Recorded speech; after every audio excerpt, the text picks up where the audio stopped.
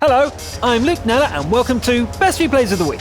In this episode we have a powerful M7, a Top Gun with 2 combat logs, and an E75 doing just about everything. Let's get to it.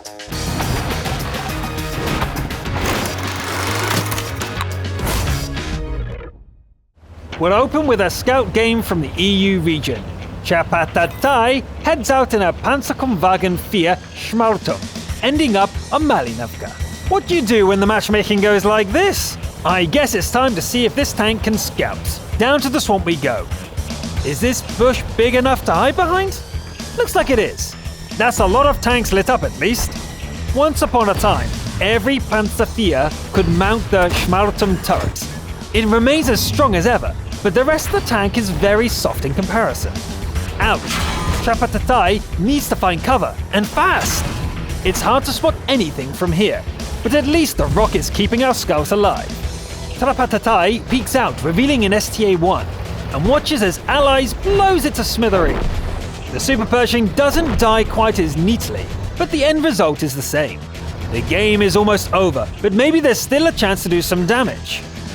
Unfortunately, the IS-3 is too well armored, and the ISU dies before Chapatatai can have a go.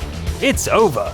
Now at first glance that probably looked like a survival exercise, but Chapatatai actually spotted 10 enemies, and got over 6,000 in assistance. Not bad from the Schmaltum scouts. Our Top Gun replay comes from the Asian servers and features the ISU-122S tank destroyer commanded by Ha. The ISU is not a subtle machine. It brings to the table a quick-firing 122mm gun and a couple of wooden logs. Then again, what else do you need for a Top Gun game? Lala pushes the Tika up to speed and opens the hunting season with an uneyed Chaffee kill. Following the Tiger into the city leads the ISU to the next victim, an OI prototype. Taking an Oni head-on seems like a bad idea, so Lala goes looking for softer prey, like these guys. 2 shots and 2 more kills. The big bad Oni is almost dead, but it still gets a hit in before dying. The ISU tears into the rest of the enemy force, and when the dust clears, the kill tally is up to 8. Lala heads back towards the capture zone, watching as ally symbols wink out on the map, one after another. There are 2 Kappas in the circle. The ARL gives up its single hit point easily enough, but the T-43 manages to damage the gun. Oh well, that's what the repair kit is for. A rival Soviet TD comes out on top in a clash, so our ISU pulls away. Then enemy artillery comes close to ending the Top Gun's run. Let's try that again, little cousin. The arty joins in once again, but this time Lala is firmly in control. The opponent doesn't give up, but the ISU's quick reload speed carries the day. Nice try, Arty, but you're next. The little AMX leads the way, but it's Lala who ends the game with their 12th kill. This was pretty straightforward, but 12 kills with this poorly armored box is a nice achievement. There's also something very satisfying about the bark of that 122mm boomstick. Staying on the Asian servers, we have Name Was Stolen stress level as Defender in an M7. The game is a Tier 7 encounter on Runeberg, and the M7 looks pretty small and weak in this lineup. The game starts with a spot of short-range scouting, and with stress level scoring the first kill of the match. Skipping ahead a little, we can see that enemies are taking control of the city. The M7 peeks around a corner to harass a Tika Porsche, pulling back when it starts looking annoyed. Maybe it's worth another go. Okay, no, it really wasn't. Stress level relocates and starts dismantling an AFK Cromwell. The M7 evades an incoming SPG shell, but doesn't stop firing until the target is dead. The Hummel is still there, and it's too busy firing to seek cover. After the SPG is dead, stress level goes looking for more. The Grillier is facing the wrong way and unable to fight back. The last arty is here as well, but the defender is more worried about the capture bar. The gunner does his best while on the move, but finishing it off will have to wait. The capture gets to 77% before the reset. Stress level pretends to leave, doubles back, and puts another 2 shells into the Sturre Immel. That should do it. The defender drives away, and an allied SPG finishes the job. Now what though? The opponents are down to a single tank, but it's an IS in perfect repair. The defender tries to coordinate an attack with the SPG. Although the 57mm gun does cause some damage, the artillery strike misses. Here I am, come get me. The 2-minute warning sounds as the player turns down the wrong alley. Luckily, the IS doesn't get a chance to fire. Time is running out. It's now or never. Stress level charges the heavy, surviving a cannon blast which seems to miss by inches. The deadly carousel turns, holding the IS in place. Anytime now, Artie? Are you there? The SPG fires and misses. It's all down to the defender.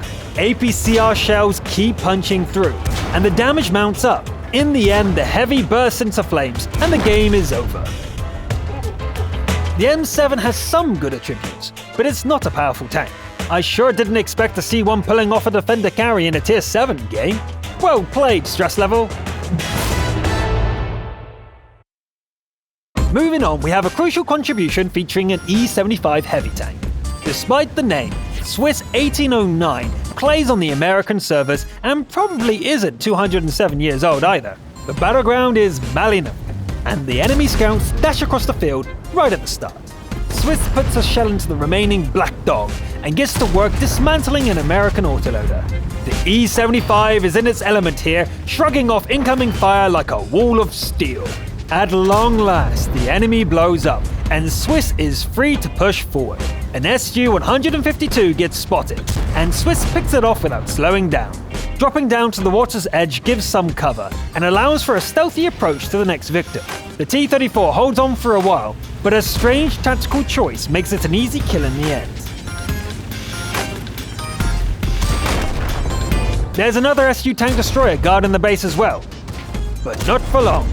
The Tortoise is a more serious foe, but it goes down easily with a bit of teamwork.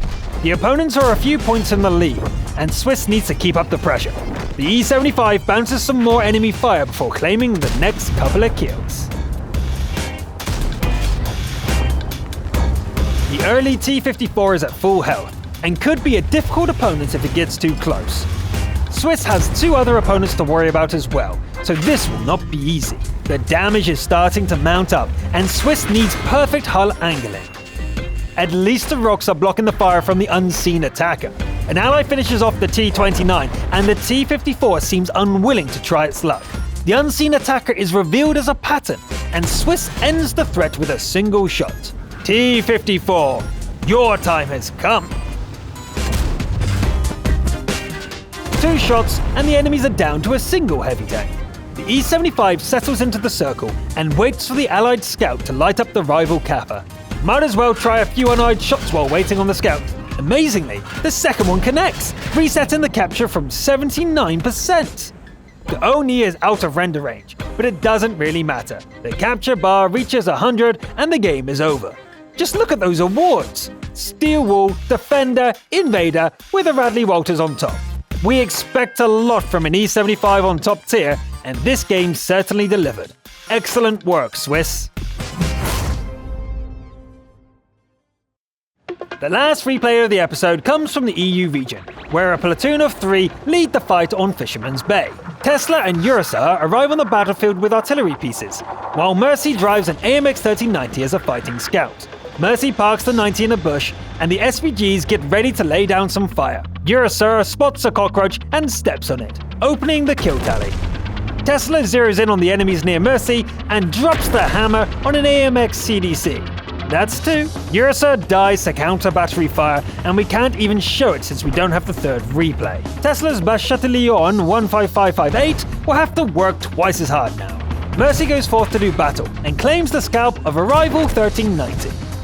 The platoon mates relocate to better positions. Mercy spots a comatose KV-4, and Tesla removes it from the battlefield. The AMX presses on, narrowly avoiding a shot from a Waffenträger. Tesla unloads 3 shells on the target, but only 1 connects. The enemy arty is hiding in the northeastern corner, and Mercy goes for them like a fox in a henhouse. The autoloader barks, turning war machines into burning scrap. Tesla waits for the reload, with finger on the trigger. The first shell strikes a Foch, and Mercy arrives to finish the job.